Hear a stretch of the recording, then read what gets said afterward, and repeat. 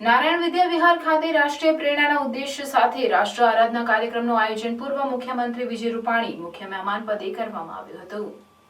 નારાયણ વિદ્યા વિહાર શાળા વિદ્યાર્થીઓની સુષુપ્ત શક્તિઓને જાગૃત કરવા સાથે સામાજિક અને રાષ્ટ્રભક્તિસભર કાર્યક્રમોનું આયોજન કરી શૈક્ષણિક સંસ્થાઓ માટે પણ ઉદાહરણીય બની રહે છે। તેના ભાગરૂપે નારાયણ વિદ્યા વિહાર ખાતે રાષ્ટ્રીય યુવા દિવસની સંધ્યાએ ગુજરાતના પૂર્વ મુખ્યમંત્રી વિજય રૂપાણી મુખ્ય મહેમાન પદે સાંસ્કૃતિક કાર્યક્રમ રાષ્ટ્ર આરાધનાનું ભવ્ય આયોજન કરાયું હતું, જેમાં પૂર્વ જીપીએસસીના પૂર્વ ચેરમેન હસમુખભાઈ જોશી, અભિનેતા, લેખક અને ગીતકાર ચેતન ધાનાણી, નારાયણ આશ્રમ તાજપુરના રાજેશભાઈ રાજગુર ઉપરાંત પૂર્વ ધારાસભ્ય દુષ્યંતભાઈ પટેલ સહિત અન્ય અગ્રણીઓ ઉપસ્થિત રહ્યા। ઉપસ્થિતોએ આયોજનને બિરદાવી શાળા પરિવારને અભિનંદન પાઠવ્યા હતા। શાળાના બાળકો દ્વારા શિક્ષકોના માર્ગદર્શન હેઠળ તૈયાર કરેલ રાષ્ટ્ર સેવાને લગતા કાર્યોની નૃત્ય નાટિકાના માધ્યમથી સુંદર રજૂઆત કરી ભારતીય સંસ્કૃતિ, સંસ્કાર અને રાષ્ટ્રીય સ્વયંસેવક સંઘના પ્રેરક વિચારોને રજૂ કરી સૌને મંત્રમુગ્ધ કર્યા હતા। શાળાના આચાર્ય ડોક્ટર મહેશભાઈ ઠાકર સહિત શાળા પરિવારના સભ્યોએ કાર્યક્રમને સફળ બનાવવા ભારે જહેમત ઉઠાવી હતી। મહેશભાઈ મને ખુમાનસિંહભાઈ સાથે રહીને મને આમંત્રણ આપવા આવેલા ત્યારે જે એમની સ્કૂલ વિશેની વાતો થઈ, સાથે સાથે રાષ્ટ્ર નિર્માણ માટે વિશેષ કામ કરી રહ્યા છે, ત્યારે મને પણ એમ થયું કે આ રાષ્ટ્રભક્તિના કાર્યક્રમમાં જવું જોઈએ અને આજે ફ્રેન્ડ રાજકોટથી અહીંયા આપણા બધા વચ્ચે આજના આ કાર્યક્રમમાં આવવાની મને પણ ખૂબ આનંદ થયો છે। આજે સ્વામી વિવેકાનંદજીની જન્મ જયંતિ છે। લગભગ દેશના યુવાનો માટે સ્વામી વિવેકાનંદ આઇકોન રહ્યા છે અને આટલા વર્ષો પછી પણ વિવેકાનંદના વાક્યો ઉપર ભરોસો રાખીને યુવાન પોતાની કારકિર્દી એ ઘડવા માટે વિવેકાનંદજીને આદર્શ ગણે છે અને વિવેકાનંદજીએ જે રીતે પોતાની આધ્યાત્મિક ચેતના જગાવીને ભારત રાષ્ટ્ર મજબૂત રાષ્ટ્ર બને, ભારત માતા શક્તિશાળી બને, એ માટેના એમના જે વિશેષ પ્રયત્નો અને દેશભક્તિ માટે, રાષ્ટ્ર સમાજના ઉત્થાન માટે એમને જે કામ કર્યું અને બહુ નાની ઉંમરમાં એ આપણા વચ્ચેથી ચાલ્યા ગયા, પરંતુ એ સમયે રામકૃષ્ણ પરમહંસ અને સ્વામી વિવેકાનંદ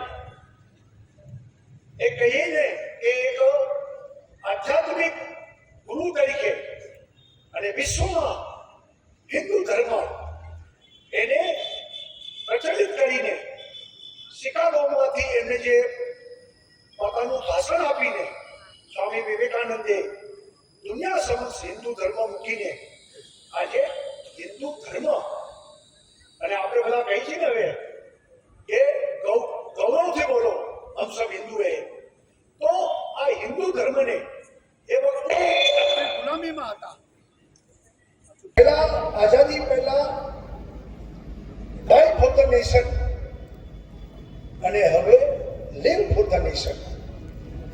દેશને માટે જીવવાનું છે, એ વખતે દેશને માટે મરવાનું હતું, પરંતુ દેશ એ સર્વોપરી અને દેશ હિતની વિરુદ્ધ કશું ન થાય એ આપણી સૌની ફરજ છે।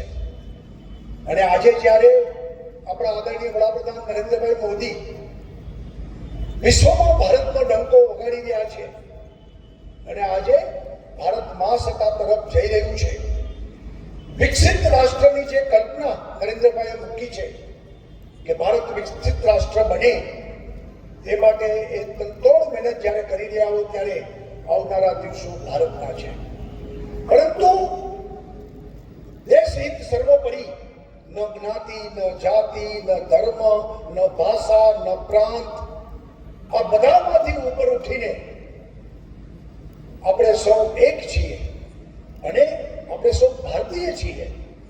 આ વાત મહત્વની બની છે, ત્યારે આપણે બધા લોકોએ સંકલ્પ કરવો પડે કે દેશ હિત માટે જ્ઞાતિ જાતિ ધર્મ ભાષા પ્રાંત થી ઉપર ઉઠીને આપણે સૌએ દેશ માટે જીવવાનું છે, દેશ માટે મરવાનું છે.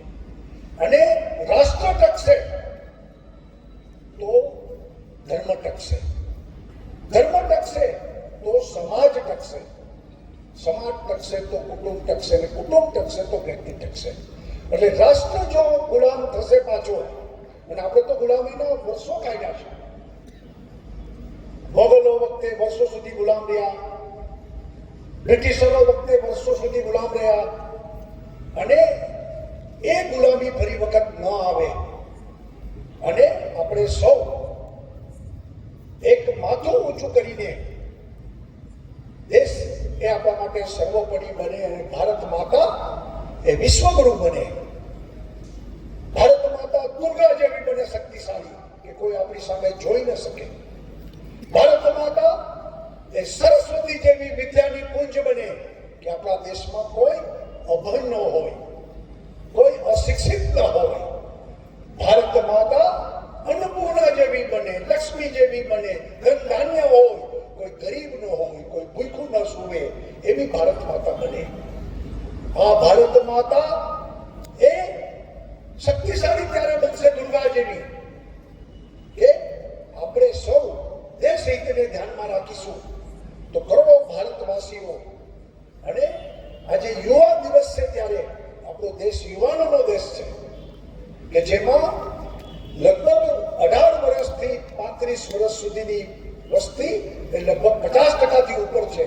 અને ત્યારે ભવિષ્ય ભારતનું જ્યારે બનવાનું હોય ત્યારે કે છે ને કે ભારતની આરાધના કરવી, ભારત માતાની, એ આપણી ફરજ બને છે. અને અટલજીના શબ્દોમાં ભારત માતાને જો યાદ કરીએ તો ये देश कोई भूमि का टुकड़ा नहीं है, ये जीता जागता राष्ट्र पुरुष है.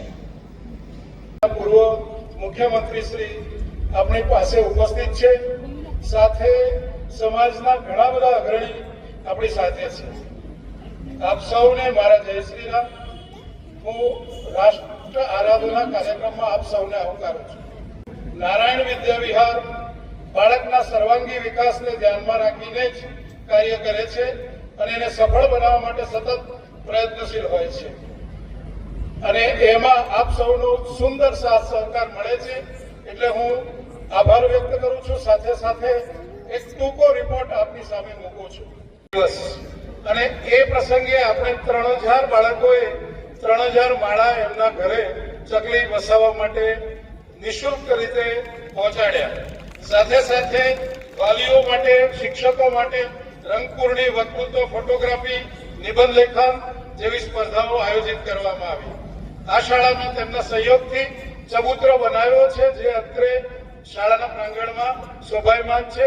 રોજ જ ચકલાઓને ચણ નાખવામાં આવે છે.